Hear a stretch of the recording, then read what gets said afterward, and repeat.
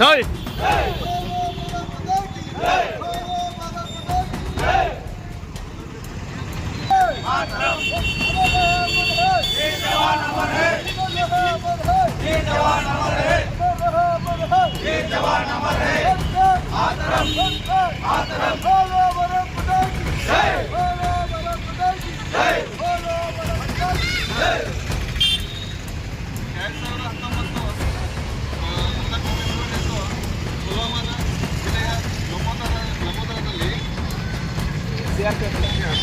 ಲಬೋದರದಲ್ಲಿ ಉಗ್ರವಾದಿ ಆತ್ಮಹತ್ಯೆ ಬಾಂಬ್ ದಾಳಿಯಿಂದ ನಮ್ಮ ಸಿಆರ್ಪಿಎಫ್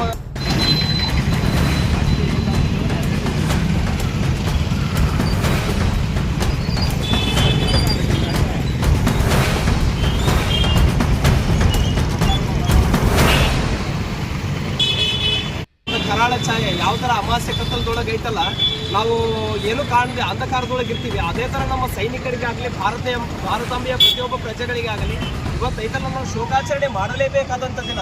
ಹುಟ್ಟುಹಬ್ಬ ಆಚರಿಸ್ತೀವಿ, ದೀಪಾವಳಿ ಆಚರಿಸ್ತೀವಿ, ದಸರಾ ಆಚರಿಸ್ತೀವಿ. ಆದ್ರೆ ಐತಲ್ಲ ನಮ್ಮ ವೀರ ಯೋಧರು ಇವತ್ತು ಹುತಾತ್ಮರಾಗಿದ್ದು ಕೇವಲ ಒಬ್ಬರಲ್ಲ ಇಬ್ಬರಲ್ಲ 42 ಜನ.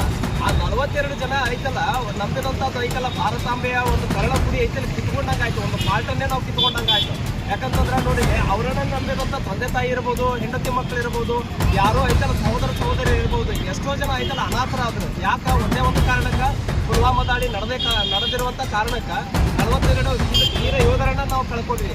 ಆ ವೀರ ಯೋಧರ ನೆನಪಿಗಾಗಿ ನಾವು ಐತಲ್ಲ ಇವತ್ತು ಸತತವಾಗಿ ಬಾದಾಮಿ ತಾಲೂಕಿನ ಮಾಜಿ ಸೈನಿಕರ ಕ್ಷೇಮಾಭಿವೃದ್ಧಿ ಸಂಘದಿಂದ ನಾವಿಷ್ಟೆಲ್ಲ ಜನರು ಐತಲ್ಲ ಇವತ್ತು ಕೂಡಿ ಒಂದು ಐತಲ್ಲ ನಮ್ಮಿಂದ ಏನೋ ಐತಲ್ಲ ಕೊಡುಗೆ ಆಗದಿದ್ರು ಸಹಿತ ಅವರನ್ನ ನೆನಪಿಸ್ಕೊಳ್ತಾ ಇದ್ದೀವಲ್ಲ, ಅದೇ ಒಂದು ಐತಲ್ಲ ನಮ್ಮ ಕೈಲಿ ಆಗುವಂಥ ಒಂದು ಇದು ಅಂತ ತಿಳ್ಕೊಂಡು ಒಂದು ಐತಲ್ಲ ತಾಯಿ ಬನಶಂಕರಿ ಆಗುತ್ತದೆ ಮಹಾಕೋಟೇಶ್ವರ ಏನಂತಂದ್ರೆ ನಮ್ಗೆ ಈ ವೀರ ಯೋಧರಿಗೆ ಐತಲ್ಲ ಮತ್ತೆ ಹುಟ್ಟಿ ಬರೋಕೆ ಮತ್ತೆ ಆ ಭಾರತಾಂಬೆಯ ಮತ್ತೊಮ್ಮೆ ಸೇವೆಯನ್ನು ಸಲ್ಲಿಸೋಕೆ ಮತ್ತೊಮ್ಮೆ ಅನುವು ಮಾಡಿಕೊಳ್ಳಿ ಅಂತ ಈ ಶುಭಾಚರಣೆಯ ಮೂಲಕ ಐತಲ್ಲ ದೇವರಲ್ಲಿ ನಾನು ಕೇಳ್ಕೊಂಡು